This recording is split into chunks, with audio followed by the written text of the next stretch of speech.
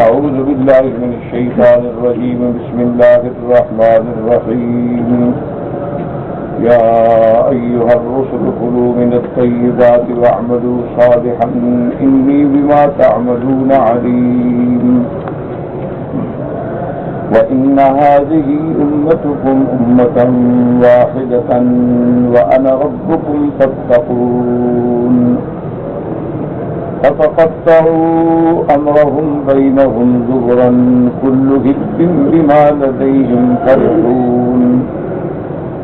فذرهم في غمرتهم حتى حين. أيحسبون أن ما نمدهم به من مال وبنين نصارع لهم في الخيرات بل لا يشعرون. قال المؤلف المفسر رحمه الله تعالى: أدام النفع بعلومه وعلومكم في الدارين آمين. إلى أن قال: وقوله تبارك وتعالى: وإن هذه أمتكم أمة واحدة أي دينكم يا معشر الأنبياء دين واحد وملة واحدة وهو الدعوة إلى عبادة الله وحده لا شريك له. ولهذا قال: وأنا ربكم فاتقون. وقد تقدم الكلام على ذلك في سورة الأنبياء. اب مفسر رحمۃ اللہ علیہ سورۃ المؤمنون کی اس آیت کی تفسیر بیان فرماتے ہیں: وَإِنَّ هَذِهِ أُمَّتُكُمْ أُمَّةً وَاحِدَةً. فرماتے ہیں کہ امت سے مراد کیا ہے؟ ویسے تو امت ایک بڑی جماعت کو بھی کہا جاتا ہے، جیسے اللہ فرماتے ہیں: كُنتُمْ خَيْرَ أُمَّةٍ أُخْرِجَتْ لِلنَّاسِ تَأْمُرُونَ بِالْمَعْرُوفِ وَتَنْهَوْنَ عَنِ الْمُنكَرِ.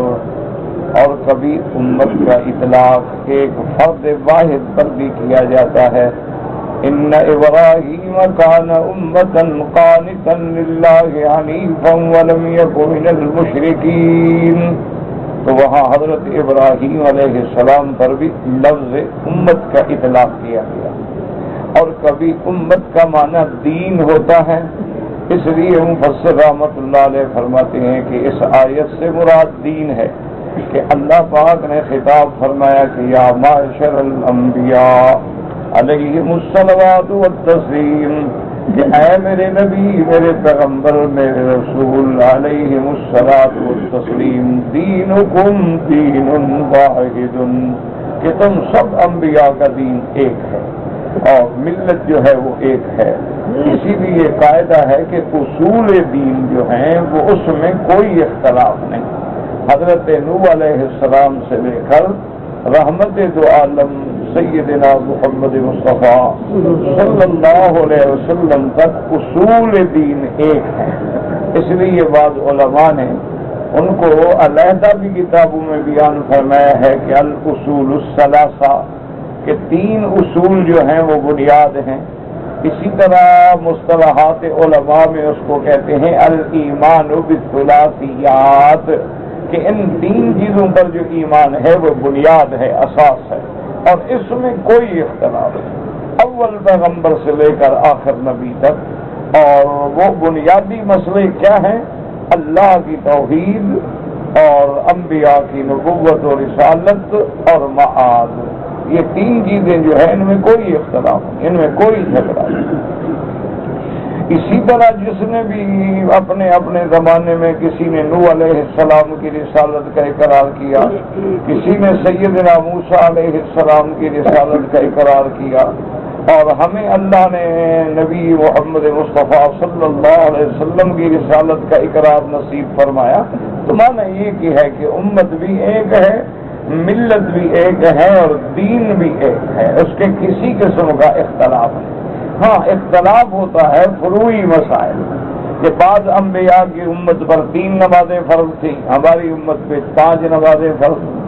بعض انبیاء علیہم السلام کے زمانے میں 10 روزے تھے، ہمارے پاک پیغمبر کے زمانے میں 1 مہینے کے روزے آ گئے. اسی طرح بہت بعض امتوں کے زمانے میں حکم یہ تھا کہ مسجد کے بغیر نماز ادا ہی نہیں ہوتی، ان کو ہر حال میں نماز مسجد میں پڑھنی ہوتی تھی۔ اسی طرح مال غنیمت جو تھا، جو جنگ میں جہاد میں حاصل ہو، وہ بھی حلال نہیں تھا۔ لیکن میرے آقا رحمت دو عالم نے فرمایا کہ اللہ نے میرے لیے اور میری امت کے لیے احلت لی الغنائم، اللہ نے مال غنیمت کو حلال کر دیا۔ وجعلت لی الارض مسجدا وطہورا، اللہ نے پوری زمین، جو جتنا اللہ نے زمین بنائی ہے سب میری امت کے لیے مسجد ہے، جہاں چاہے کھڑے ہو جائے نماز پڑھ لیں، اور ساری مٹی جو ہے وہ پاک ہے، جب پانی نہ ہو جہاں سے چاہے تیمم کر لیں۔ حضور صلی اللہ علیہ وسلم کی تو یہ ان مسائل میں تو اختلاف ہوتا ہے، اور یہ حسب احوال اور حسب زمان ہے، لیکن بنیاد میں کوئی اختلاف نہیں ہوتا۔ ہر پیغمبر نے ایک ہی دعوت کی ہے کہ اللہ کی عبادت کرو اور اس کی عبادت میں کسی کو شریک نہ کرو، کہ عبادت جو ہے اور انواع عبادت جتنے ہیں، اب مثلا نماز عبادت ہے، رکوع عبادت ہے، سجود عبادت ہے، اسی طرح حج عبادت ہے، قربانی عبادت ہے، نظر سب عبادت ہے، تو یہ صرف اللہ کی ذات کے لیے ہوگی، اللہ کے سوا کسی کو شریک نہیں کیا جائے گا۔ تو اس لیے اللہ نے فرمایا کہ یا معاشر الانبیاء دینکم دین واحد، تمہارا دین، تمہارا طریقہ، تمہارا راستہ ایک ہے۔ واحد وملت واحدہ، جس نے بھی کلمہ پڑھا تو گویا ایک ملت میں ہے، جیسے کہ آتا ہے الکفر ملت واحدہ، کفر بھی ایک ملت ہے، چاہے وہ یہودی ہو، نصرانی ہو، ہندو ہو، سکھ ہو، مجوسی ہو، قادیانی ہو، وہ ایک ملت ہے۔ اسی طرح الحمدللہ مسلمان جو ہے وہ بھی ایک ملت، یعنی اب آپ مسلمان کہلاتے ہیں تو موسیٰ علیہ السلام کے زمانے میں جو موسیٰ علیہ السلام پر ایمان لائے وہ مسلمان، وہ امت مسلمان، جو عیسیٰ علیہ السلام پر ایمان لائے وہ امت مسلمان، جو حضرت نوح علیہ السلام پر ایمان لائے وہ امت مسلمان، اور ان سب نے ایک ہی دعوت دی، الی عبادت اللہ وحدہ لا شریک لہ، کہ اسی اللہ کی عبادت کریں اور اس کی عبادت میں کسی کو شریک نہ کریں۔ اور اس کے بعد اللہ نے فرمایا وَأَنَا رَبُّكُمْ فَاتَّقُونِ، تو سب کا رب بھی ایک ہے اور سب کا الہ بھی ایک ہے، اور اللہ تبارک و تعالیٰ سے ڈریں، اللہ کی عظمت اور ہیبت کو ہے دل میں رکھیں، بس دین اسی کا نام ہے۔ اب مفسر رحمۃ اللہ علیہ فرماتے ہیں کہ سورۃ الانبیاء میں آپ اس آیت کی تفصیل پڑھ چکے ہیں، وَأَنَّ هَذِهِ أُمَّتُكُمْ أُمَّةً وَاحِدَةً، أُمَّةً وَاحِدَةً نصب ہے، تو یہ منصوب کیوں ہے؟ تو حال، یہ حال ہے، منصوب علی الحال، فَتَقَطَّعُوا أَمْرَهُمْ بَيْنَهُمْ زُبُرًا الْأُمَمَ الَّذِينَ بُعِثَ إِلَيْهِمُ الْأَنْبِيَاءُ، لیکن وہ امتیں جن کی طرف اللہ نے پیغمبر بھیجے، وہ امتیں جو تھیں وہ خود فرقہ داریت میں مبتلا ہو گئیں، انہوں نے اپنے اپنے فرقے بنا لیے، اپنی اپنی جماعتیں بنا لی، وہ اس ملت واحدہ میں نہ جڑ سکے اور دین واحد پہ نہ قائم رہ سکے، بلکہ یہودیوں میں بھی قسمیں ہیں اور نصارہ میں بھی قسمیں ہیں اور ہندوؤں میں بھی قسمیں ہیں، کوئی اونچی ذات کا ہندو ہے، کوئی نیچی ذات کا ہندو ہے، کوئی برہمن ہے، کوئی پنڈت ہے، کوئی دلت ہے، کوئی چھوت چھات کے چکروں میں مبتلا ہے۔ اسی طرح تو اللہ نے فرمایا کہ ان امتوں نے بجائے اس کے کہ اس دین واحد کو پکڑ لیتے، اس اصول کے ساتھ اپنے آپ کو چمٹ جاتے، لیکن وہ تو تفرقے میں مبتلا ہو گئے۔ وَتَقَطَّعُوا أَمْرَهُمْ بَيْنَهُمْ زُبُرًا كُلُّ حِزْبٍ بِمَا لَدَيْهِمْ فَرِحُونَ أَيْ يَفْرَحُونَ بِمَا هُمْ فِيهِ مِنَ الضَّلَالِ لِأَنَّهُمْ يَحْسَبُونَ أَنَّهُمْ مُهْتَدُونَ، اور ہر جماعت جو ہے وہ اپنے اپنے اصولوں پہ خوش ہو گئی کہ بس ہم حق پر ہیں، باقی سب گمراہ ہیں۔ آج بھی آپ دیکھ لیں کہ اگر کوئی صحابہ کا دشمن ہے وہ سمجھتا ہے ہم حق پہ ہیں، ہم حق پہ ہیں، اور صحابہ نے بڑا نعوذ باللہ اہل بیت پہ بڑا ظلم کیا۔ اسی طرح اگر کوئی اہل بیت کا دشمن ہے اور صحابہ کے حق میں ہے، جیسے خارجی ہیں، وہ سمجھتے ہیں ہم حق پہ ہیں، رافضی ہیں وہ سمجھتے ہیں ہم حق پہ ہیں۔ قادیانی ہیں وہ کہتے ہیں جی نہیں ہم تو کمال ہے، یہ تو مسلمان ہیں اللہ کے نبی کی نبوت کو ختم کر رہے ہیں، ہم تو نبوت کو بڑھا رہے ہیں، تو یہ تو ختم کرنے والے کہتے ہیں نبوت ختم ہو گئی، نبوت بند ہو گئی۔ ہم کہتے ہیں نہیں، نبوت تو چل رہی ہے، جس پر بھی حضور کا سایہ ہو گیا وہ نبی بن گیا۔ تو وہ اپنی پارٹی میں خوش ہیں۔ اسی طرح آپ دیکھ لیں کہ جو لوگ غیر اللہ کی نظر چڑھاتے ہیں، نیازیں دیتے ہیں، قبروں پہ جا کے منتیں مانتے ہیں، باقاعدہ 9 راتیں بیٹھتے ہیں اور قبروں پہ سجدے کرتے ہیں اور اصحاب قبور سے استمداد کرتے ہیں، سوال کرتے ہیں، وہ بھی سمجھتے ہو کہتے ہیں ہم تو بالکل حق پہ ہیں، مسلمان ہیں، حضور کا کلمہ پڑھتے ہیں، نمازیں پڑھتے ہیں، ہم کافر تھوڑے ہیں۔ کافر تو وہ تھے جو بتوں کی پوجا کرتے تھے، ہم بتوں کی پوجا تھوڑی کریں، ہم تو قبر والے کو سجدہ کریں کہ اللہ کا پیارا ہے، اصل سجدہ تو اللہ کا ہے، لہٰذا وہ بھی اپنے اپنے بات میں مگن ہیں۔ اچھا، اور ان کو بیچاروں کو کوئی بندہ سمجھائے اور اس کے پاس علم نہ ہو، کہیں دیکھو جی آدم کو ملائکہ نے سجدہ کیا، تو اگر آدم کا سجدہ جائز ہے تو آدم کی اولاد کا سجدہ بھی جائز ہے۔ دیکھو جی حضرت یوسف علیہ السلام کو باپ نے سجدہ کیا، تو اگر پیغمبر کا سجدہ جائز ہے تو یہ اولیاء علماء پیغمبروں کے وارث ہیں، پھر ان کا سجدہ بھی جائز ہے۔ تو لوگ بیچارے چکر میں آ جاتے ہیں کہ ہاں بات تو ٹھیک ہے، کہتے ہیں دیکھو قرآن میں ہے نا، لیکن کیا ہوتا ہے کہ ایک لفظ ہوتا ہے جس کو نہیں سمجھتے۔ بھئی آدم علیہ السلام کو ملائکہ نے سجدہ کیا، ہمارا ایمان ہے، ہم مانتے ہیں، لیکن وہ سجدہ کس کے حکم سے کیا؟ ہاں جی، اللہ نے حکم دیا تھا یا فرشتوں نے خود مشورہ کر کے آئے کہ بھئی یہ بڑا اچھا آدمی ہے، اچھا نشان والا ہے، اس کو جھک جاؤ سجدہ کر لو؟ تو اگر اللہ نے حکم دیا، تمہیں اللہ نے حکم دیا ہے قبروں پہ سجدہ کرو، آپ بھی ایک آیت پڑھ لیں، ہم حاضر ہیں، کوئی جھگڑا ہی نہیں، کوئی لڑائی نہیں، کوئی جھگڑا نہیں، کوئی اختلاف نہیں، کوئی سر پٹول نہیں۔ وہاں تو حکم ہے کہ وَإِذْ قُلْنَا لِلْمَلَائِكَةِ اسْجُدُوا لِآدَمَ، اللہ نے حکم۔ اور اسی طرح دوسرے مقام پہ فرمایا فَإِذَا نَفَخْتُ فِيهِ مِن رُّوحِي فَقَعُوا لَهُ سَاجِدِينَ۔ تو یہ کس نے حکم دیا؟ اچھا، یوسف علیہ السلام کو سجدہ ہوا تو یوسف نے خواب دیکھا، اور نبی کا خواب اللہ کا حکم ہوتا ہے۔ اسی لیے جب یعقوب علیہ السلام نے سجدہ کیا تو حضرت یعقوب نے کیا کہا؟ قال هذا تأویل رؤیایا من قبل قد جعلها ربی حقا، کہ ابا جان یہ وہ میرے خواب کی تعبیر آج اللہ نے سچی کر۔ تو نبی کا خواب تو وہی ہوتا ہے، اللہ کا حکم ہوتا ہے۔ تو اگر ہمیں بھی کوئی حکم ہے کہ بھی قبر پہ سجدہ کرو، اچھا یہ حکم خدا کی شان دیکھو کہ ہمارے لوگوں نے، عجم والوں نے سمجھ لیا، انڈو پاک والوں نے سمجھ لیا، برما بنگال والوں نے سمجھ لیا، جن صحابہ نے حضور سے خود دین پڑھا ان کو سمجھ نہیں آیا نا۔ اگر یہ بات آپ کی سمجھ میں تو آ گئی، لیکن ابو بکر، عمر، عثمان و علی کی سمجھ میں نہ آئی کہ حضور کی مزار پہ جا کے سجدہ کرتے ہیں۔ آپ کہتے ہیں جی ہم تو وہ عبادت کا سجدہ ہے، یہ تعظیم کا سجدہ ہے، تو صحابہ یعنی حضور کی تعظیم نہیں کرتے تھے، تم زیادہ تعظیم کر رہے ہو۔ کوئی عقل کی بات۔ لیکن ہر آدمی جہاں کھڑا ہے نا جی وہی خوش ہے۔ اسی لیے یاد رکھیں کہ علماء نے لکھا ہے کہ کوئی آدمی شرابی ہے، زانی ہے، چور ہے، ڈاکو ہے، قاتل ہے، اس سے امید رکھو کہ توبہ کر لے گا، اور جو بندہ بدعت میں پڑ گیا ہے اس سے تو توبہ کی امید ہی ختم ہو جاتی ہے۔ وجہ کیا ہے کہ شرابی شراب پیتا ہے، پیسے خرچ کرتا ہے، لیکن جب ہوش آتا ہے تو دل و ضمیر بھی ملامت کرتا ہے کہ یار یہ کوئی اچھا کام تو نہیں۔ پھر سوسائٹی آ گئی، پھر پھنس گیا۔ ایک نعوذ باللہ آدمی غیر محرم عورتوں سے تعلق رکھتا ہے، وہاں پیسہ خرچ کرتا ہے، لیکن جب ہوش آتی ہے وہ بھی سوچتا ہے یار میری بھی تو بیٹی بہن ہے نا، میری بھی تو ماں ہے،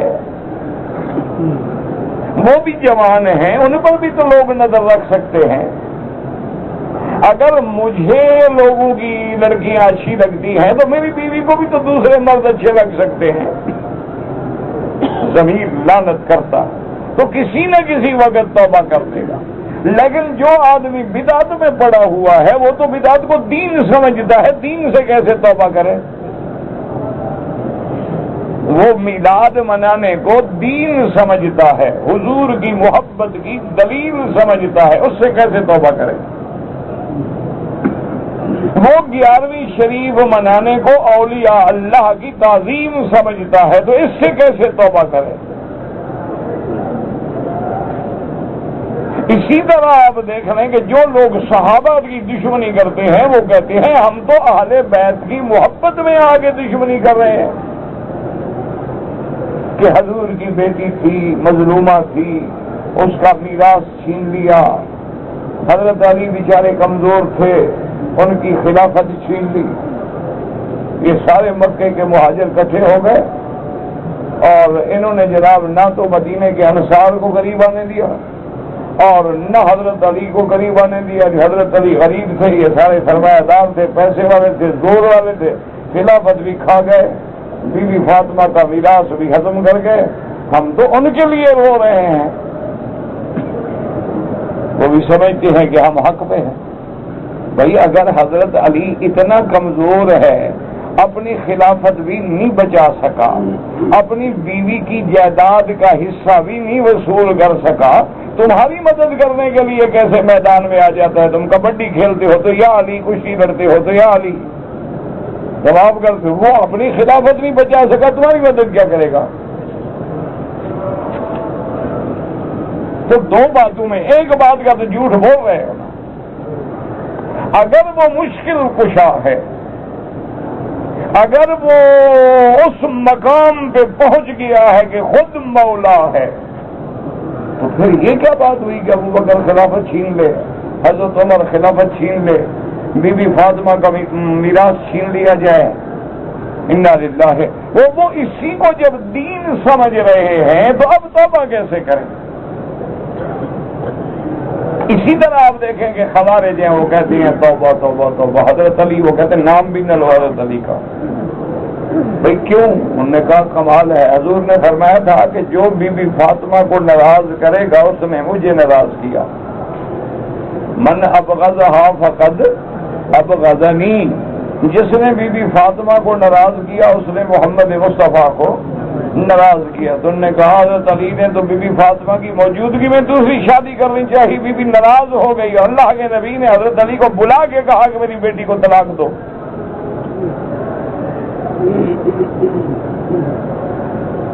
ہم نے کہا اور پھر کمال یہ ہے کہ حضرت علی پتہ شادی کس سے کر رہے تھے؟ ابو جہل کی بیٹی سے. حضور جلال میں آ گئے، فرمایا تجمع بنت عدو اللہ علی بنت رسول اللہ. اللہ کے نبی کی بیٹی پہ دشمن کی بیٹی کو سوکن بنا کے لا رہے ہو. طلاق دے دو میری بیٹی کو، جاؤ شادی کرو. انہوں نے کہا کہ اس نے بی بی کو بھی ناراض کیا، نبی کو بھی ناراض کیا، تو ہم علی کو کیسے مانیں؟ انہوں نے کہا حضرت علی کے زمانے میں 1,00,000 آدمی شہید ہو گئے. انہوں نے کہا یہی کام کیا انہوں نے. کبھی بی بی عائشہ سے جنگ ہے، کبھی معاویہ سے جنگ ہے، لاکھوں صحابہ مر گئے. یہ ہم تو نہیں مانتے، وہ تو بالکل نعوذ باللہ. بلکہ حضرت خوارج کی جو خوبصورت لڑکی ہوتی تھی نا، تو وہ جب کوئی پیغام لاتا نا رشتہ نکاح کے لیے، وہ کہتی حضرت علی کا سر لاؤ تو پھر شادی کروں گی. بغض دیکھو. لیکن وہ خارجی اسی میں خوش ہیں. اچھا، نمازیں تم سے زیادہ پڑھتے ہیں، قرآن تم سے زیادہ پڑھتے ہیں، عبادت تم سے زیادہ کرتے ہیں، لیکن اہل بیت کو نہیں مانتے. وہ کہتے ہیں کہ حضرت علی نے یہ کیا، حضرت حسن حسین پر شادیوں پہ دور تھا، روز نہیں شادی کرتے تھے.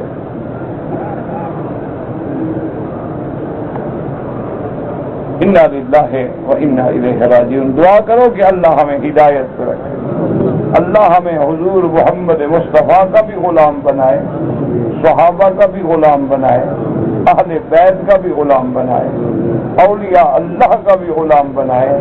ائمہ محدثین کا بھی غلام بنائے، ائمہ فقہا کا بھی غلام بنائے۔ ہمارے تو آنکھوں کے تارے ہیں، صحابہ ہوں یا اہل بیت ہوں، جیسے ہم صدیق کے غلام اسی طرح حضرت علی کے غلام، جس طرح ہم اصحاب رسول کے غلام ہیں اسی طرح اہل بیت رسول کے غلام ہیں۔ اللہ تبارک و تعالی ہمیں صراط مستقیم پہ اپنی رحمت سے رکھیں۔ یہ مصیبت ہے کہ جب آدمی، اب دیکھیں نا جی کہ جو آدمی اس دماغ میں آ گیا ہے کہ جی یہ تقلید جو ہے یہ تو شرک ہے، اچھا جی انہوں نے کہا یہ 4 امام پیدا نہ ہوتے نا تو لوگ مسلمان ہو جاتے، سارے لوگ شرک میں پڑ گئے، ان 4 اماموں کا تو قصور ہے۔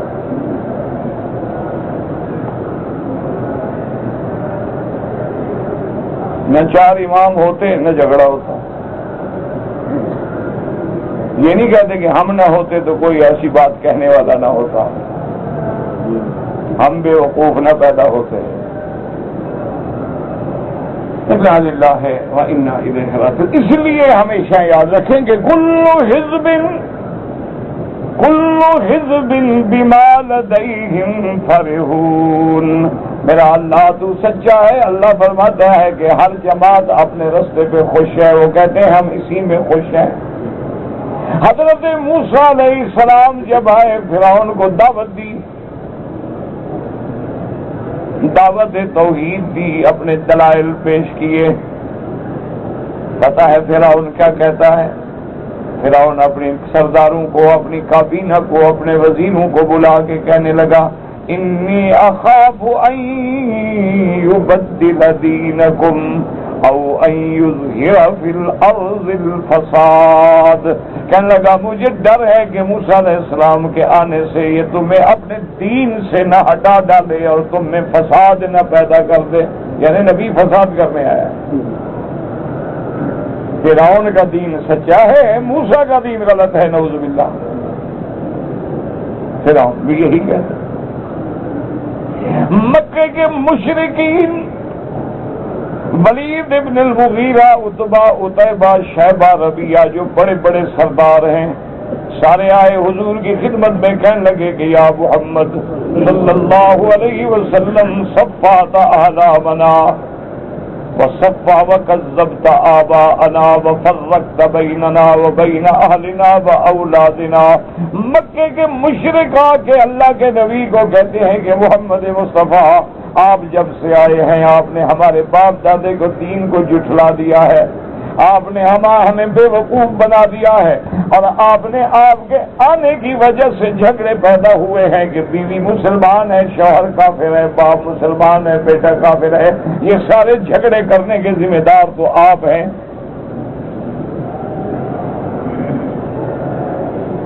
مشرک بھی یہی کہتے تھے۔ آج قبر پرستوں کو کہو بابا قبر پہ سجدہ جائز نہیں، وہ کہتے دیکھو وہاں بھی یہ نئے عذاب پیدا ہو گئے، ہمارا باپ کرتا تھا، دادا کرتا تھا، میری دادی 11ویں شریف مناتی تھی، نانی مناتی تھی۔ دیکھو نا دین یا دادی کا ہے یا نانی کا ہے، محمد مصطفیٰ کا تو ہے ہی نہیں۔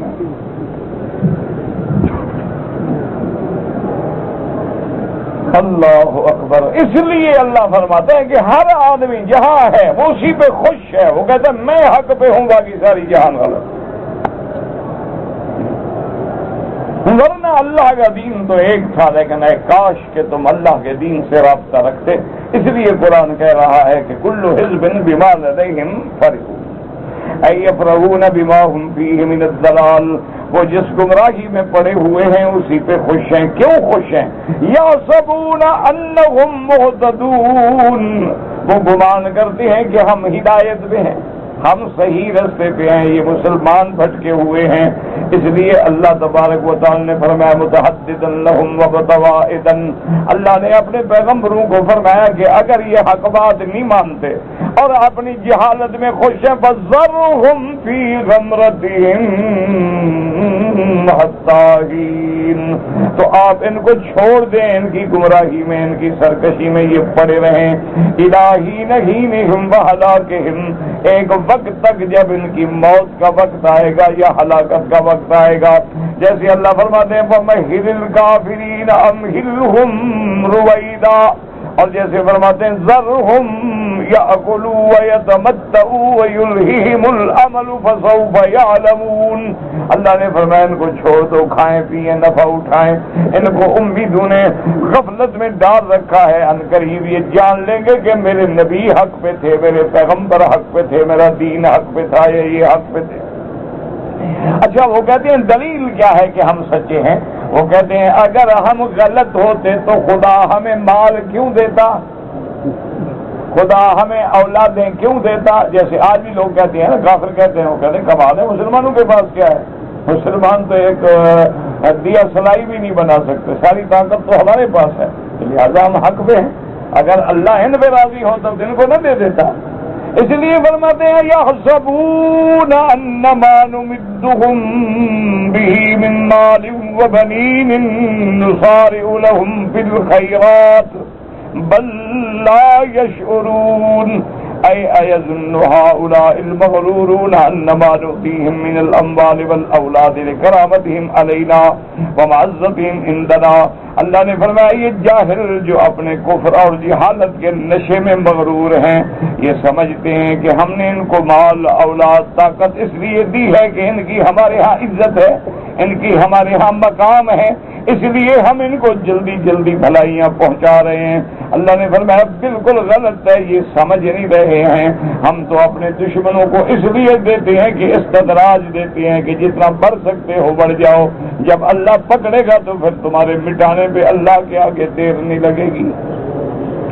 کلا علیہ السلام کما یزعمون فی قولہم، اللہ نے فرمایا مفسر کہتے ہیں کہ ہرگز نہیں، وہ جھوٹے ہیں، کیوں؟ جیسے کافر کہتے تھے نحن اکثر اموالا واولادا وما نحن بمعذبین، کہ ہماری اولاد بھی زیادہ ہے، مال بھی زیادہ ہے، طاقت بھی زیادہ ہے، ہمیں عذاب بھی نہیں ہوگا۔ لقد اخطئوا فی ذلک وخاب رجاؤہم، وہ دھوکے میں پڑے رہے، انہوں نے غلطی کی۔ انما نفعل بہم ذلک استدراجا وانذارا واملاء، ہم تو ان کو یہ دیتے ہیں، اس کو استدراج کہتے ہیں، مہلت دیتے ہیں کہ اچھا دے رہے ہیں، کرو کرو، کتنا پڑھتے ہو برائی میں پڑھو۔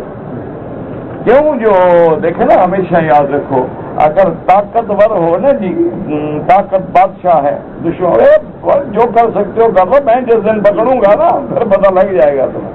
تو اس لیے اللہ سے بڑا طاقت والا کون ہے؟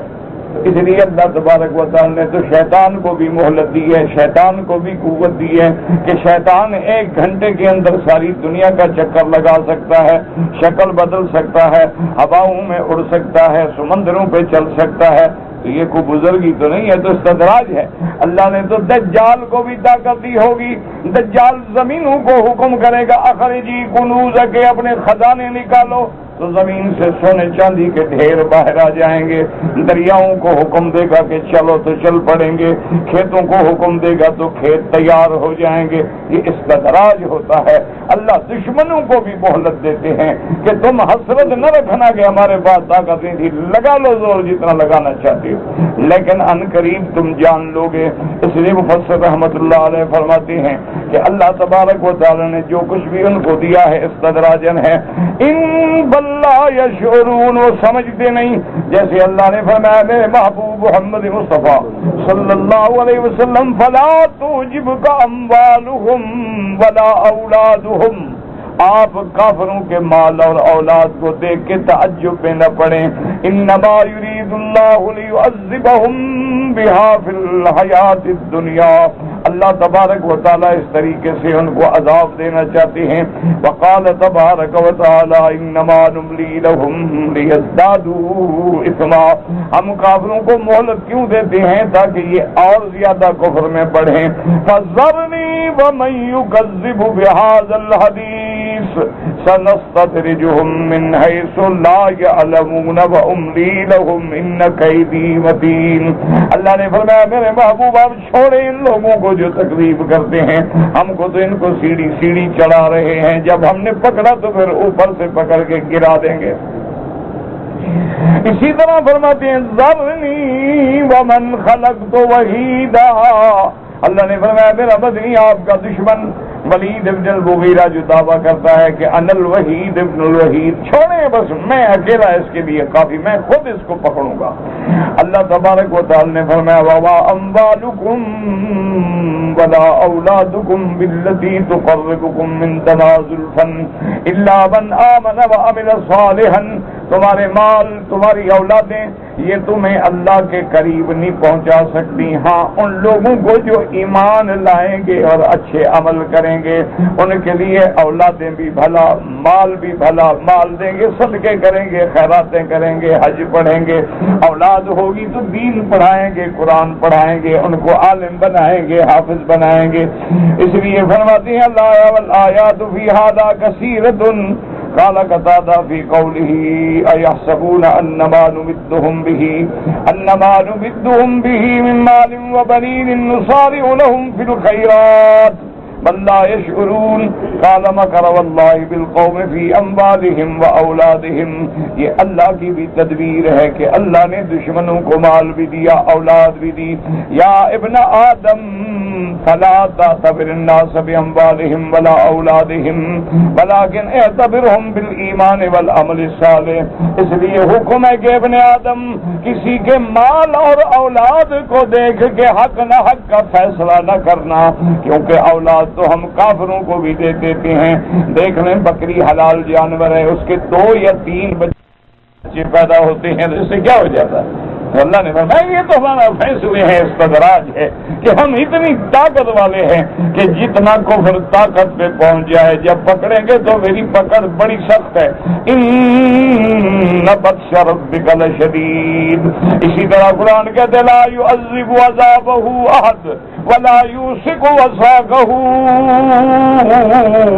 احد، کہ قیامت میں جب ہم ان کو عذاب دیں گے یا ان کو ہم قید بیڑیاں پہنائیں گے تو ہمارا عذاب یا ہمارا قید کرنا جو ہے کوئی اس کا مقابلہ نہیں کر سکتا۔ دل سے دعا کریں میرا اللہ اب کفر جو ہے تو یعنیوں کی آخری حدوں پہ آ گیا ہے، اللہ اب کفر کی ہلاکت و بربادی کا فیصلہ فرمائے۔ میرا اللہ ان الیہود قد طغوا وبغوا وافسدوا فی الارض وقتلوا الابریا، میرا اللہ اب کفر اس مقام پہ آ گیا ہے کہ مسلمانوں کے خون سے ہولی کھیل رہا ہے، مسلمان بیٹیوں کی عزت و عصمتوں کو اچھال رہا ہے، مسجد اقصی تیرے کعبے کی توہین کر رہا ہے، اس کے گرانے کے فیصلے کر رہا ہے، مساجد و مدارس کی ویرانی کے فیصلے کر رہا ہے۔ میرا اللہ تیرے آگے کوئی مشکل نہیں، وما ذلک علی اللہ بعزیز، اللہم انزل علیہم باسک الذی لا يرد عن القوم المجرمین، اللہم ارنا فیہم عجائب قدرتک، اللہم فرق بینہم، اللہم شتت شملہم، اللہم مزقہم کل ممزق، اللهم انصر الاسلام والمسلمین واحفظ بلاد الاسلام والمسلمین یا قوی یا عزیز۔ مولا اب ہم عاجز آ چکے ہیں، ہم بیکار ہیں، بے بس ہیں اور بالکل ہم ضعیف ہیں۔ اللہم ارحم ضعفنا واجبر کسرنا، اللہ ہماری کمزوری پہ اب رحم فرما دے۔ اللہ کفار انہم قد بغوا وطغوا وافسدوا فی الارض، میرا اللہ وہ طغیان کی آخری حدوں کو چھو رہے ہیں، میرا اللہ وہ تیری قدرتوں کو بھی چیلنج کر رہے ہیں، اب تیری ذات کو بھی چیلنج کر رہے ہیں، تیری کتاب کی بھی بے حرمتی کر رہے ہیں، میرا اللہ قرآن کی بھی بے حرمتی، قرآن والوں کی بھی بے حرمتی، وہاں تیرے آگے کوئی مشکل نہیں۔ میرا اللہ اپنی قدرت کا نظارہ دکھا کے ان کو اپنی قدرت سے اگر ہدایت کا فیصلہ ہے ہدایت دے دے، ورنہ ان کی ہلاکت کا فیصلہ فرما دے۔ اب جناب فرماتے ہیں کہ مفسر فرماتے ہیں ابن آدم، اے آدم کے بیٹے، لوگوں کی دولت کو دیکھ کے فیصلہ نہ کیا کرو کہ دولت زیادہ ہے تو یہ اچھا ہے حق پہ، نہ ان کے عمل کو دیکھو، ایمان کو دیکھو، عقیدے کو دیکھو۔ وقال الامام احمد حدثنا محمد بن عبید قال حدثنا عبان بن اسحاق عن الصباح بن محمد مرة الحمداني حدثنا عبد الله بن مسعود رضي الله تعالى عنه قال قال رسول الله صلى الله عليه وسلم ان الله قسم بينكم اخلاقكم كما قسم بينكم ارزاقكم. حضرت عبداللہ ابن مسعود فرماتے ہیں کہ میرے محبوب دو عالم رحمت دو عالم سیدنا محمد مصطفیٰ صلی اللہ علیہ وسلم نے فرمایا کہ ان اللہ قسم بینکم اخلاقکم، اللہ نے تمہارے درمیان اخلاق بھی تقسیم کیا ہے جیسے رزق تقسیم کیا ہے کہ کوئی بڑا ہے کوئی امیر ہے کوئی غریب ہے، سب اللہ کی تقسیم ہے. نانو قسمنا بینہم معیشتہم فی الحیات الدنیا ورفعنا بعضهم فوق بعض درجات. اللہ نے فرمایا امیر نہ ہوں غریب نہ ہوں تو نظام نہیں چلے گا.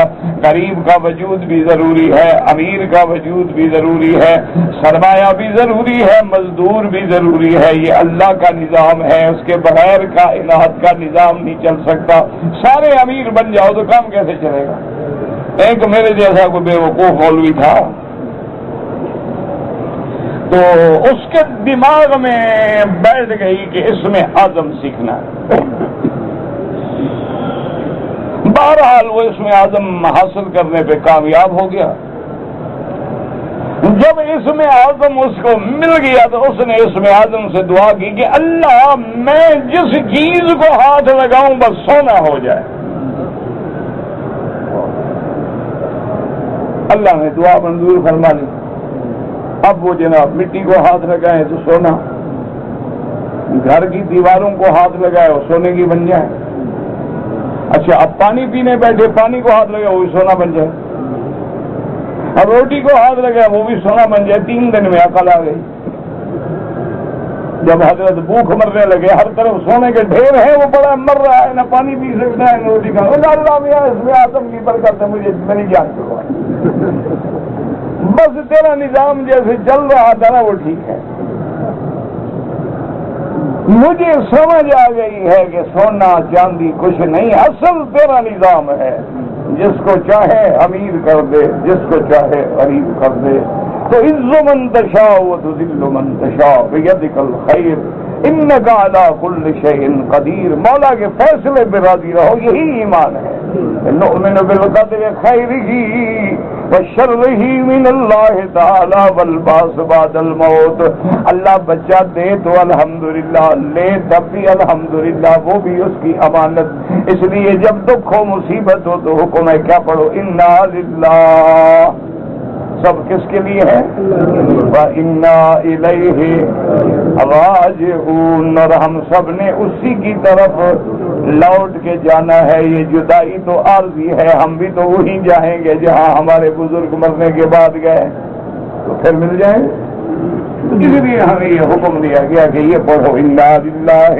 تو اس کو جناب سمجھ آ گئی کہ بھئی یہ سونے والا چکر جو ہے نا یہ ہے ٹھیک نہیں. اچھا خدا کی شان ہے، اس کے نام پہ غور کرو نا. کیا نام ہے؟ سونا. سوتے ہی رہو یار. اچھا عربی میں اس کو کیا کہتے ہیں؟ ذہب. ذہب مانا گیا. یہ ٹکتا نہیں نا کسی کے پاس. باپ کے پاس ہے پھر اولاد کے پاس، اولاد کی اولاد کے پاس، پھر آگے بیٹھے گا نہیں، چلتا رہے گا. اسی لیے تو اس کا نام ذہب ہے نا، بھاگتا ہے. اللہ. اور اردو میں بھی کیا کہیں گے؟ سونا. اچھا کوئی آدمی زیادہ سونے کہ یار تم ہر وقت سوتے رہتے ہو، لیکن اس سونے کے پیچھے سب پڑے ہوئے ہیں. کہیں کالا سونا ہے، کہیں پیلا سونا ہے، کہیں وائٹ گولڈ ہے، کہیں یلو ہے، کہیں بلیک گولڈ ہے. بس سونا ہے، بس سونا ہے. اسی لیے ایک دفعہ میں پتہ نہیں کس جگہ تھا تو ہمارے بالکل سامنے ایک گرجا تھا عیسائیوں کا. جہاں ہم تقریر کر رہے تھے نا سامنے وہ گرجا. تو میں نے ساتھیوں سے کہا، میں نے کہا بھی ذرا آہستہ آہستہ یہ لفظ ادا کرو. تو اس کا کیا معنی بنتا ہے؟ گر کیا معنی ہوگا؟ گر بس خدا کرے گر جا. تو یہ معنی ہی ایسا بنتا ہے نا. ان کا ہم کیا کریں؟ ہم نے تو نہیں رکھا نا، وہ کہتے ہیں نا، ہم نے تو ان کا نام ایسا نہیں رکھا ہے. اللہ اکبر، یہ تو کافر پاگل ہے، ورنہ اسپین پہ 350 سال مسلمانوں نے حکومت کی، کسی گرجے کو نہیں گرایا، کسی کلیسا کو نہیں چھیڑا۔ ہند پہ مسلمانوں نے حکومت کی ہے ہزاروں سال تک، لیکن کسی مندر کو نہیں توڑا۔ یہ تو وہ بدبخت ہیں، کبھی اس مسجد کو شہید کرتے ہیں، کبھی اس مسجد کو شہید کرتے ہیں، کبھی کہتے ہیں یہ مسجدیں یہاں ہمارا جو رام تھا نا خدا، وہ پیدا ہوا تھا، خدا بھی پیدا ہوتا ہے نا ان کا۔ اچھا، اور خدا ان کے ایسے ہیں کہ تمہارے تو بچے دودھ پیتے ہیں نا، ان کا خدا سینکڑوں سال کے بعد دودھ پینے لگ گیا۔ ہمارے یہاں بچے دودھ پیتے ہیں، وہ خدا جو بڑا ہوتا گیا، بوڑھا ہوتا گیا، دودھ پینا شروع کر دیا۔ انا للہ و انا الیہ راجعون، بس دعا کریں۔ لیکن اس کے باوجود بھی ہندو سے پوچھو، وہ کہتے ہیں نہیں میں حق پہ ہوں، تم باطل پہ ہو۔ سکھوں سے پوچھو، وہ کہتے ہیں ہم حق پہ ہیں، تم تو سارے پاس بالکل جھوٹ پہ ہو، اصل تو ہمارے گرو نانک کا دین سچا ہے۔ یہی حال ہے اہل بدعت کا، وہ بدعت میں ہیں، کہتے نہیں ہم سچے ہیں۔ تو اصل سچا کون ہے؟ جس کا عمل قرآن و سنت کے مطابق ہے۔ اب اس کے بعد فرماتے ہیں اللہ یؤتی الدنیا من یحب من لا یحب، اور حضور نے فرمایا اللہ دولت دنیا اس کو بھی دیتے ہیں جس کو محبوب رکھیں یا جس کو محبوب نہ رکھیں۔ کیا مانا؟ مسلمانوں کو بھی دیتے ہیں، کافروں کو بھی دیتے ہیں۔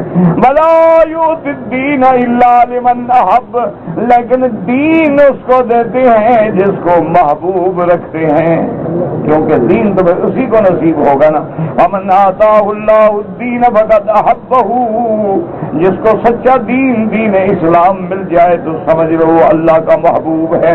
والذی نفس محمد بیدہ لا یسلم عبد حتی یسلم قلبہ ولسانہ، حضور نے فرمایا مجھے اس ذات کی قسم ہے جس کے قبضہ قدرت میں محمد مصطفیٰ کی جان ہے، فرمایا اس وقت تک مسلمان بندہ نہیں ہو سکتا جب تک اس کی دل اور زبان مسلمان نہ ہو۔ ولا یامن جارہ یؤمن حتی یامن جارہ بوائقہ، اور بندہ مومن نہیں بن سکتا جب تک اس کا ہمسایہ اس کے ظلم سے امن میں نہ آ جائے۔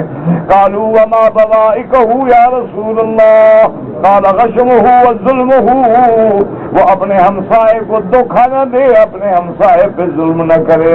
ولا یکسب عبد والا من حرام فینفق منہ ویبارک لہ فیہ ولا یتصدق بہ فیقبل منہ، جو بندہ مال حرام کما کے خرچ کرے اللہ اس میں برکت بھی نہیں دیتے، اگر صدقہ حرام مال سے کرے تو اللہ قبول بھی نہیں فرماتے۔ ولا یترک خلف ظہرہ الا کان زادہ الی النار، اور جو حرام کا مال کما کے چھوڑ جائے گویا اپنی جہنم کے لیے چھوڑ گیا۔ ان اللہ لا یمحو السیئ بالسیئ ولکن یمحو السیئ بالحسن، اللہ برائی کو برائی سے نہیں مٹاتے بلکہ برائی کو حسنہ سے مٹاتے ہیں۔ ان الخبیث لا یمحو الخبیث، کوئی پلید چیز پلید کو نہیں مٹا سکتی۔ اگر کپڑا پلید ہو جائے تو پیشاب سے نہیں دھویا جا سکتا، پلید پانی سے نہیں دھویا جا سکتا، وہ پاک پانی سے دھویا جاتا ہے۔ اور ان اللہ طیب لا یقبل الا الطیب، اللہ پاک ہیں، وہ پاک کے بغیر کسی چیز کو قبول نہیں فرماتے ہیں۔ اللهم اغفرنا بحلالك عن حرامك واغننا بفضلك عمن سواك یا فارج الهم یا کاشف الغم یا مجیب دعوت المضطرین یا خیر معطی السائلین یا رحمان الدنیا والآخرہ ورحیمہما فرحمنا برحمت تغنینا بها عن رحمت عمن سواك۔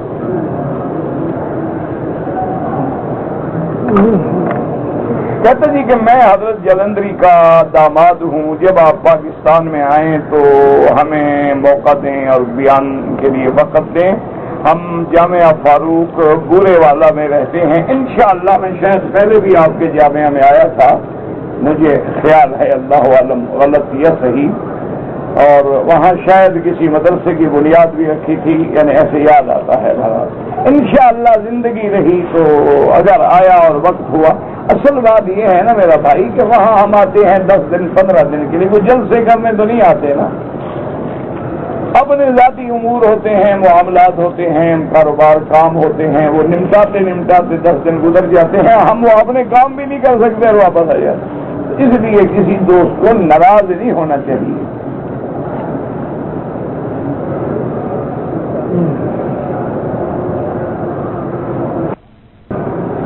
کہ جو لوگ حرم میں سوال کرتے ہیں، بھیک مانگتے ہیں، ویسے بھیک مانگنے والوں کو تو دینا بھی نہیں چاہیے، لیکن اگر کوئی حرم میں دے تو اللہ تو ثواب دے گے، چونکہ تو سارا مکہ حرم ہے، پھر کہاں جائے گا نکل کے دینے کے لیے؟ مجبوری ہے نا۔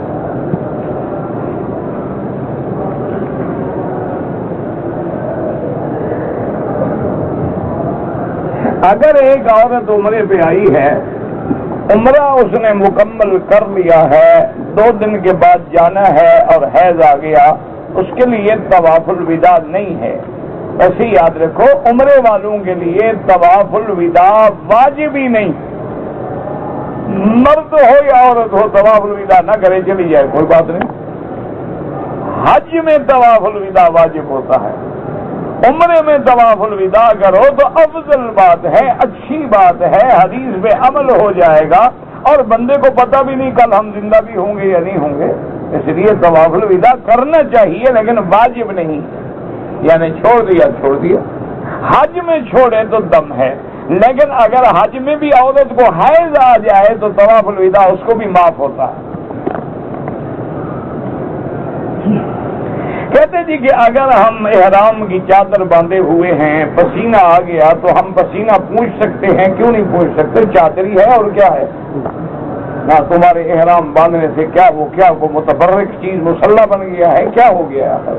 چادر ہے، جس کام لگاؤ۔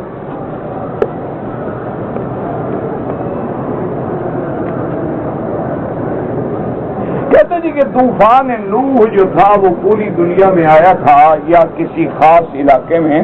پہلی بات تو یہ ہے میرا بھائی کہ ان چیزوں کی تحقیق کرنے کے لیے آدمی کو ان کتابوں کا مطالعہ کرنا چاہیے جن کا طبقات الارض سے تعلق ہے، یا عرض قرآن پر بھی علماء نے کتابیں لکھی ہیں، اس میں انہوں نے تحقیق کی ہے، کیونکہ قرآن کے لفظ ہیں کہ رب لا تذر علی الارض من الکافرین دیارا، کہ پوری زمین پہ اب کوئی کافر نہ رہے، تو اس لیے بعض علماء کہتے ہیں کہ ساری زمین پہ طوفان نوح آیا تھا، لیکن بعض کہتے ہیں کہ نہیں، یہ عرب کے خاص علاقوں میں آیا تھا، پوری دنیا میں نہیں آیا تھا۔ تو بہرحال چونکہ قرآن نے اس کے بارے میں ایک تفصیل نہیں بیان کی ہے تو علماء نے البتہ کتابیں لکھی ہیں، تحقیق کریں، اور اس کی تحقیق کا فائدہ بھی کوئی نہیں، جہاں آیا تھا گزر گیا بس۔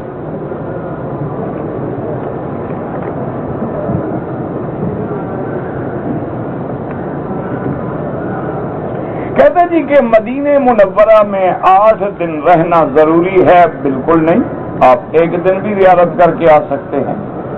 وہ تو ایک حدیث مبارک میں ہے کہ اگر کوئی آدمی 40 نمازیں مدینہ پاک میں پڑھے اس انداز میں کہ مسجد میں ہو، جماعت سے ہو، تو اللہ اس کو نفاق اور جہنم سے بری فرما دیں گے، لیکن حدیث ضعیف ہے۔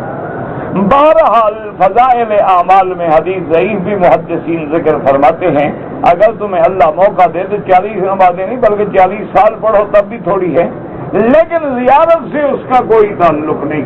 آپ صبح کی نماز کے بعد پہنچے، ظہر سے پہلے واپس آ گئے، بس حاضری ہو گئی۔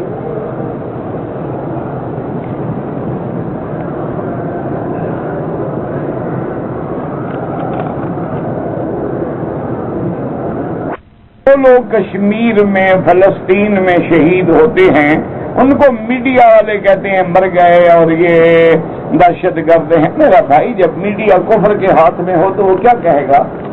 مسلمانوں نے کبھی کوشش کی ہے میڈیا کی؟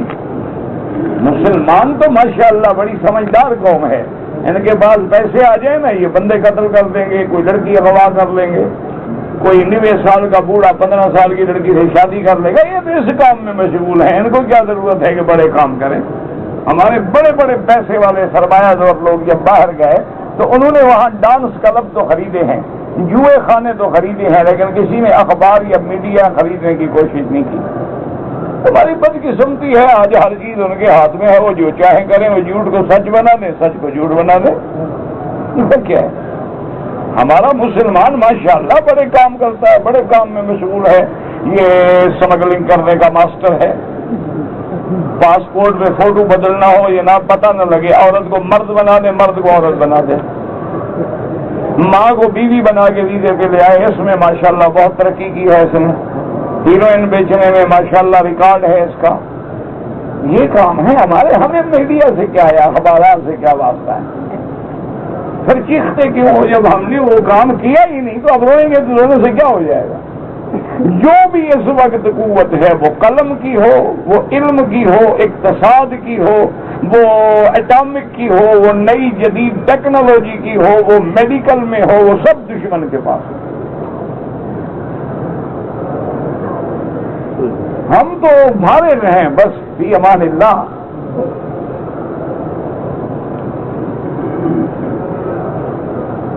میں عمرے کے لیے آیا ہوں، حج تک چھپا رہوں، کیوں اسلامی قانون کو توڑتے ہو؟ عمرہ کرو چلے جاؤ، پھر اللہ توفیق دے حج پہ آ جانا، کیوں چھپے رہو، پکڑے جاؤ، ذلیل بھی ہو، ملک کو بھی بدنام کرو، کیا ضرورت ہے؟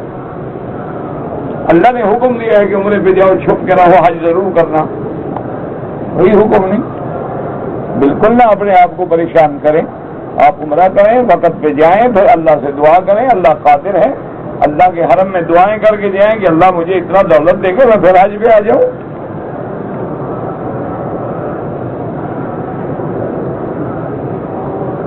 اگر کوئی بچہ نابالغ ہے، عمرے کے بعد سارے بال نہیں کٹوائے، تھوڑے تھوڑے کٹائے، اس پر کوئی دم شم نہیں، وہ تو ابھی بالغ ہی نہیں ہوا نا۔ اگر لڑکی ہے یا لڑکا ہے، بالغ ہے نابالغ ہے، ہمیں پتہ نہیں لگتا جنازے میں، تو کوئی حرج نہیں، وہ دعا سب کے لیے ہے۔ اللہم اغفر لحینا و میتنا و شاہدنا و غائبنا و صغیرنا و کبیرنا و ذکرنا و انثانا، سب کے لیے آ گئے، کوئی بات نہیں۔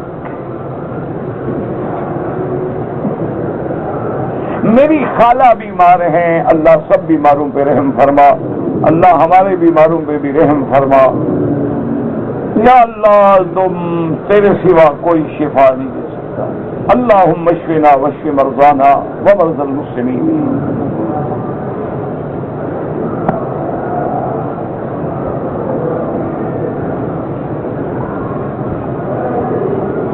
اگر ایک عورت ہے احرام میں ہے لیکن حیض آ گیا، اب وہ سوتے ہوئے اگر بدن پہ کپڑا ڈال لے کوئی بات نہیں، صرف چہرے پہ نہ ڈالے۔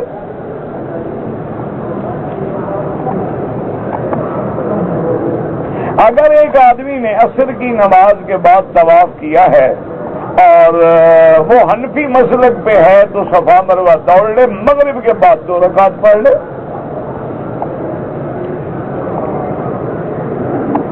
میری والدہ بیمار ہیں، مسلسل کہتے ہیں کہ ان پہ کوئی اثرات ہیں، اللہ جانے بھائی، ہم تو اثرات وغیرہ جانتے نہیں، نہ ہمیں پتہ لگتا ہے نہ ہمیں واسطہ پڑا، ایسے ہوتے ہیں، سحر بھی ہوتا ہے، جنات بھی ہوتے ہیں، ایسی چیزیں ایسی بلائیں دنیا میں موجود ہیں، لیکن میں نہیں جانتا۔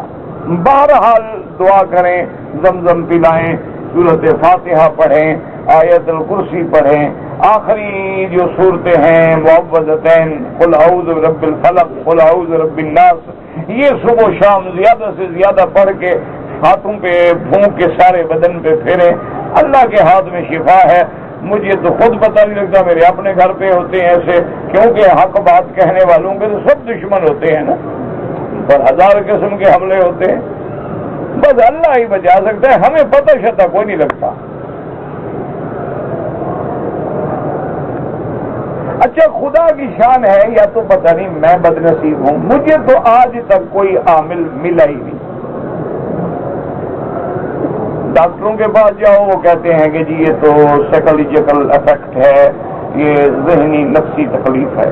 کسی پیر کو ملو کہتا ہے جی ان پہ تو بڑے جن کا اثر ہے، کسی دوسرے کو ملو وہ کہتا ہے نہیں جن تو نہیں معلوم ہوتا، جادو کا اثر ہے۔ اچھا کسی تیسرے کو ملے وہ کہتا ہے جی بالکل آپ کے خلاف کسی نے تعویذ کیے ہیں، وہ تعویذ جو ہے نا ان کی وجہ سے تکلیف ہے۔ اب پتہ نہیں سچ کون کہتا ہے، میرے خیال میں تو سب جھوٹ کہتے ہیں۔ قل لا يعلم من في السماوات والارض الغیب الا اللہ، اللہ کے سوا غیب کون جانے؟ اب تو جناب پیر کہتے ہیں جن ہمارے تابع ہیں. یار جن ایسے تمہارے تابع ہیں کہ 2-3 یہودی رگڑ ڈالو، تمہارے جن مسلمانوں کو مارنے کے کام آئیں گے؟ تمہارے جو جن تابع ہیں کافر ہمیں تباہ کر رہے ہیں، تمہارے جن کس دن کام آئیں گے؟ یہ صرف مسلمانوں کو پاچھا. اور جن ہمارے علاقے کے ایسے سمجھدار ہیں، پنجاب میں کسی عورت کو جن ہونا جی تو وہ سندھ کے پیر سے نکلتا ہے، اور سندھ میں کسی عورت کو جن پکڑے تو وہ ہمارے ملتان کے پیر سے نکلتا ہے. علاقے والا پیر اس کو ٹھیک نہیں کر سکتا. انا للہ و انا الیہ راجعون. دعا کرو اللہ حیات ہدایت. یہ کوئی جن شن نہیں ہوتا. میرا اپنا ایک شاگرد تھا بھی سید، میرے خیال فوت ہو گئے اللہ عالم. اور میں جناب ایک جگہ جلسے پہ تقریر کرنے کے لیے گیا تو انہوں نے کہا کہ صحیح مہربانی کریں کہ وہ کھانا تو بالکل تیار ہے لیکن پیر سائیں آ رہے ہیں، اور انہوں نے کہا تھا کہ میں نے مکی صاحب کے ساتھ کھانا کھانا ہے تو ہمیں پیر سائیں کا انتظار ہے. میں نے کہا یار ہم تو بڑے مسافر لوگ ہیں، سفر کر کے تھکے ہوئے ہیں اور پھر میں نے تقریر کرنی ہے، اور اگر لیٹ ہو گئے تو میں کھانا کھا کے تقریر نہیں کر سکتا، میری مجبوری ہے. انہوں نے کہا جی بہرحال پیر سائیں کا تو انتظار کرنا ہے. خیر اتنی دیر میں پیر سائیں آ گئے، 5-7 گھوڑیاں آگے پیچھے لوگ بھاگ رہے ہیں اور لوگ جناب پاؤں پڑ رہے. میں نے دیکھا یار یہ تمہارا شاگرد ہے. تو خیر بہرحال وہ پیر سائیں آیا تو وہ مجھے آگے پاؤں پڑ گیا. اب سارے حیران پریشان، ہمارے پیر کو کیا ہو گیا، وہاں بھی کے پاؤں پڑا. تو اس نے کہا بدبختو یہ میرے استاد ہیں، میرے مرشد ہیں، ہمارے پیر ہیں، انہوں نے تو ہمیں اس مقام پہ پہنچایا ہے. تو بہرحال اس نے کہا کھانا جلدی جلدی کھانا لگاؤ حضرت کا، اور ہم کھانا کھاتے ہیں اور سب کوئی اندر نہ آئے، صرف میں اور حضرت کھانا کھائیں گے. تو جب میں نے گیا تم تو ماشاءاللہ بڑے پیر بن گئے، پڑھنے میں تو بڑے نالائق تھے. اس نے کہا اسی لیے تو پیر بناؤں. میرا دوست بھی تھا نا، اور سچی بات کی بیچارے نے. میرا خیال ہے فوت ہو گیا، اللہ مغفرت فرمائے. تو بہرحال کہنے لگا حضرت اگر پڑھنے میں عالم بنتا تو پھر عالم بنتا، مدرس بنتا، پڑھاتا. جب پڑھنے میں نالائق تھا تو پیر بننے کے سوا چارہ کوئی نہیں تھا، سید ویسے میں تھا. تو لہٰذا میں نے کہا یار تمہارا سنا ہے آج کل تم جن نکالتے ہو. اس نے کہا حضرت آپ سے کیا پردہ ہے، 95% جھوٹ ہوتا ہے، کوئی جن نہیں ہوتا. عورت کسی بدکاری میں مبتلا ہوتی ہے، کسی کے عشق میں، ہم جا کے دروازہ بند کر کے علیحدہ بلا کے اس کو کہہ دیتے ہیں کہ بابا سیدھی بات کرو، ہم تمہارا انتظام کرا دیں گے، تم ہماری عزت رکھو، ہم تمہاری عزت رکھتے ہیں. وہ فوراً راضی ہو جاتی ہے. پھر ہم اس کو کہتے ہیں اب ہم نیچے ڈنڈے شنڈے ماریں گے، تم چیختی رہو، سمجھیں گے جن کو ہم مار رہے ہیں. سب فراڈ ہوتا ہے. اس کو ہم کہہ دیتے ہیں اس کے شوہر کو کہ بابا دیکھو اگر سندھ کے ہو نا تو اس کو داتا صاحب کی مزار پہ ہر مہینے لے جانا ہے. اب وہ اتنا لمبا سفر کرے گا یار اس کو مل جائے گا، بولے گا وہ ہمارا کام. اور جس دن اس نے منع کیا اس کو پھر جن شروع ہو گئے، پھر پیر صاحب آ گئے. انہوں نے کہا حضرت کوئی جن شن نہیں ہوتے، سب بکواس ہے، فراڈ ہے. اور جن کو جن ہوتا ہے نا، انہوں نے کہا مکی صاحب آپ تو میرے استاد ہیں، ہم ان کے قریب خود بھی نہیں جاتے کہ کہیں ہمیں نہ مال ڈالے پاگل. انہوں نے کہا سب چکر ہے، فراڈ ہے. وہ آدمی بہت ٹھیک ٹھاک تھا، وہ سچا آدمی تھا، اللہ اس کی مغفرت کرے. فوت ہو گیا. بہرحال میرا خیال ہے اللہ اگر زندہ ہو تو زندہ ہو. اب مدت ہو گئی نا، ہم ملے نہیں. کہتے ہیں جی کہ جب حضور پہ ہم الصلاۃ والسلام علیک یا رسول اللہ پڑھیں تو شیخین پر السلام علیک یا ابا بکر، السلام علیک یا خلیفۃ النبی المصطفیٰ، السلام علیک یا وزیر النبی المصطفیٰ، بالکل اسی طرح پڑھے.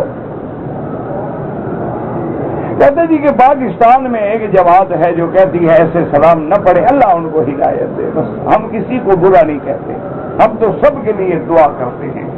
دور سے پڑھو، درود پڑھو. روزے پہ حاضر ہوں تو الصلاۃ والسلام علیک یا رسول. ہم نے عمرہ تو کیا ہے لیکن چوتھائی بال نہیں کٹائے. اگر صرف ڈک لگائے ہیں تھوڑے تھوڑے تو بال بھی کٹواؤ اور دم بھی ادا کرو.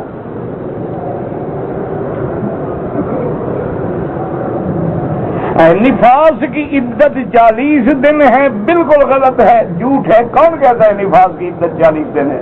نفاس کی کوئی عدت ہوتی ہی نہیں۔ اگر بچہ پیدا ہونے کے بعد 2 دن میں، 4 دن میں، 10 دن میں عورت پاک ہو جائے، پاک ہو گئی، غسل کرے، نماز پڑھے، سب کچھ کرے۔ یہ کس نے کہا ہے آپ کو 40 دن عدت ہوتی ہے؟ وہ تو مسئلہ ہے کہ اگر خون بند نہیں ہوتا، آ رہا ہے تو 40 دن تک دیکھیں گے، اس کے بعد بھی بند نہیں ہوتا تو مانا یہ ہے کہ اب نفاس گزر گیا، بیماری ہے۔ ورنہ عورت اگر پاک ہو جائے، جیسے آج کل ڈلیوری جو ہے ہاسپٹل میں ہوتی ہے، ہسپتالوں میں ہوتی ہے، اور وہ انجیکشن لگا دیتے ہیں، 2-3 دن کے اندر اندر عورت پاک صاف ہو جاتی ہے، تو بالکل غسل کرے، نماز پڑھے، سب کچھ کرے، وہ پاک ہے۔ میری والدہ پاکستان میں ہیں، حج کی استطاعت نہیں رکھتے، تو میں ان کی طرف سے حج بدل کروں؟ بالکل کرو، نفلی حج کا ثواب ان کو بھی ملے گا، تمہیں بھی ملے گا۔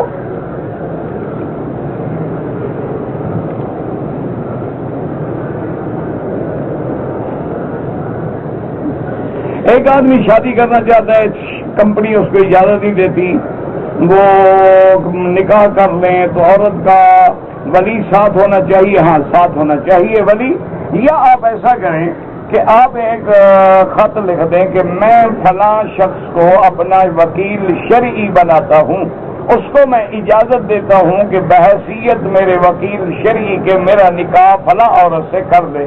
وہ آدمی جا کے آپ کی طرف سے ایجاب قبول کر دے، آپ کا نکاح ہو گیا۔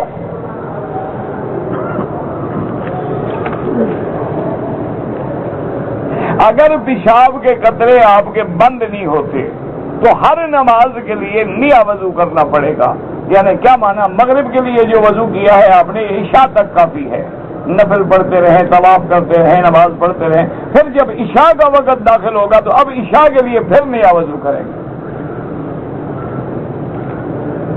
میری چچا کی بیٹی کے لیے شادی کی دعا کریں، اللہ جتنی بچیاں ہیں سب کے رشتے آسان فرما، یا اللہ ان کے مستقبل روشن فرما، یا اللہ تیرے آگے کوئی مشکل نہیں ہے، سب کے لیے خیر والے، رحمت والے، مودت والے رشتے آسان فرما دے۔ کہتے جی کہ حرم شریف میں جو کھجوریں ہوتی ہیں رکھتے ہیں لوگ، ہم کھا سکتے ہیں؟ بالکل کھا سکتے ہیں۔ ویسے رکھتے تو روزے والوں کے لیے ہیں کہ سوموار اور جمعرات کو لوگ سنت کے مطابق روزہ رکھتے ہیں، 13، 14، 15 کا بھی روزہ رکھتے ہیں، سنت ہے، رکھتے ان کے لیے ہیں، لیکن زیادہ ہیں، ضائع ہو رہی ہیں، آپ بھی کھا لیں، کوئی بات نہیں۔